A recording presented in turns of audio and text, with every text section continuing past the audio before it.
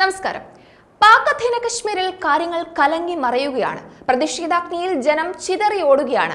പാകിസ്ഥാൻ അധിനിവേശ കശ്മീരിലെ പ്രതിഷേധക്കാർ പാകിസ്ഥാന്റെ സാമ്പത്തിക പ്രതിസന്ധിയും ഇന്ത്യയുമായുള്ള വ്യാപാര തടസ്സങ്ങളും മൂലം വർദ്ധിച്ചു വരുന്ന ജീവിത ചിലവിനെതിരെ ശക്തമായ നീക്കങ്ങളാണ് നടത്തിയത്.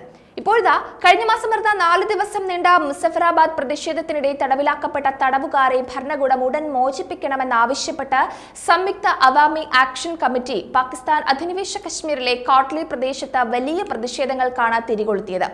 സാമ്പത്തിക ഞെരുക്കം, പാകിസ്ഥാൻ സർക്കാരിൽ നിന്നുള്ള അവഗണന, പ്രദേശത്തിന്റെ പദവിയെ ചൊല്ലി പരിഹരിക്കപ്പെടാത്ത രാഷ്ട്രീയ സംഘർഷങ്ങൾ എന്നിവയാൽ നയിക്കപ്പെടുന്ന അസ്ഥിരമായ സാഹചര്യമാണ് പാക് അധീന കശ്മീരിലെ പ്രതിഷേധങ്ങളൊക്കെ പ്രതിഫലിപ്പിക്കുന്നത്.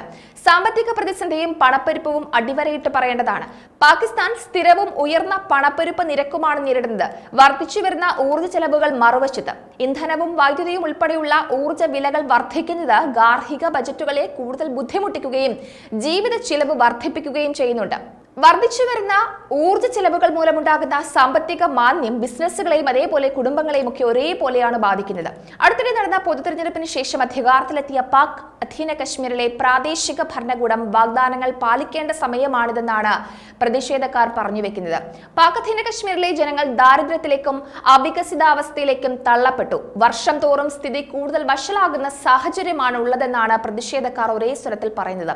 അക്രമാസക്തമായ പ്രതികരണങ്ങൾ കൊണ്ട് തങ്ങളെ ഭീഷണിപ്പെടുത്താനാവില്ല എന്നും തങ്ങളുടേത് അവകാശങ്ങൾ നേടിയെടുക്കാൻ വേണ്ടിയുള്ള പ്രയത്നമാണെന്നുമാണ് പ്രതിഷേധക്കാർ ഒരേപോലെ പറയുന്നത്.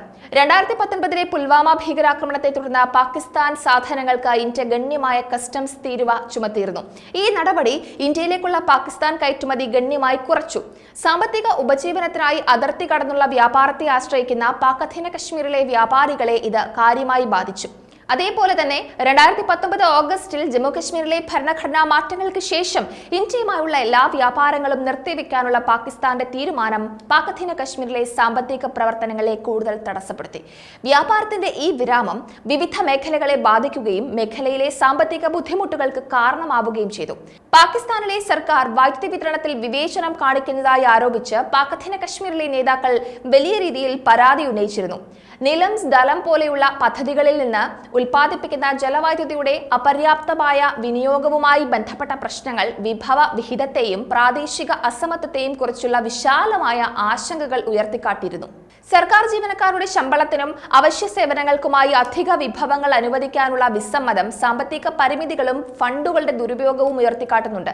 ഈ സാഹചര്യം പ്രാദേശിക അസംതൃപ്തി വർദ്ധിപ്പിക്കുകയും വിശാലമായ സാമ്പത്തിക അതൃപ്തിക്ക് കാരണമാവുകയും ചെയ്യുന്നു. വർദ്ധിച്ചു വരുന്ന ജീവിത ചെലവുകൾ മൂലം പാക് അധീന കശ്മീരിലെ സമീപകാല പ്രതിഷേധങ്ങൾ പ്രാദേശിക ജനങ്ങളിൽ വർദ്ധിച്ചു വരുന്ന നിരാശയാണ് എടുത്തു കാണിക്കുന്നത്.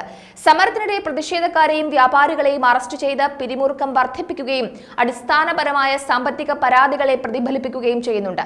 കശ്മീരി ആക്ടിവിസ്റ്റുകളുടെ റിപ്പോർട്ട് ചെയ്യപ്പെട്ട പീഡനങ്ങൾ, അമിത ബലപ്രയോഗങ്ങൾ, അറസ്റ്റുകൾ എന്നിവയ്ക്കെതിരെ വലിയ പ്രക്ഷോഭത്തിൽ തന്നെയാണ് ജനം.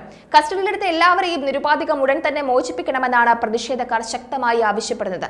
അടുത്തിടെ കശ്മീരി ആക്ടിവിസ്റ്റുകളെ തടങ്കലിൽ വെക്കുന്നതിൽ ഭരണകൂടം വലിയ ധൃതിയാണ് കാട്ടുന്നത്.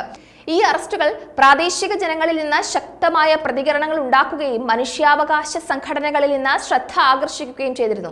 പാക് അധീന കശ്മീരിലെ ജനങ്ങളുടെ സ്ഥിതി അത്യന്തം ദുരന്തപൂർണമാണ് എന്നതാണ് ചുരുക്കത്തിൽ പറയേണ്ട കാര്യം. പാകിസ്ഥാൻ ഭരണകൂടത്തിന്റെ പിടിപ്പുകേടിൽ ഒരു ജനവിഭാഗം വലിയ യാതനകൾ തന്നെയാണ് അനുഭവിക്കുന്നത്. പാകിസ്ഥാന്റെ പിടിപ്പുകേട് തന്നെയാണ് മുഴച്ചു നിൽക്കുന്നത്. എന്തായാലും പാക് അധീന കശ്മീരിലെ സ്ഥിതി അത്യന്തം കലുഷിതമായി അശാന്തിയിൽ തുടരുകയാണ്. പ്രതിഷേധങ്ങൾ അങ്ങിങ്ങായി എപ്പോഴും ഉയർന്നു വരുന്നുമുണ്ട്. എന്തായാലും ഇതിനൊരു കരകയറൽ എപ്പോഴാണ് എന്നുള്ളത് നമുക്ക് കാത്തിരുന്ന് തന്നെ കാണാം.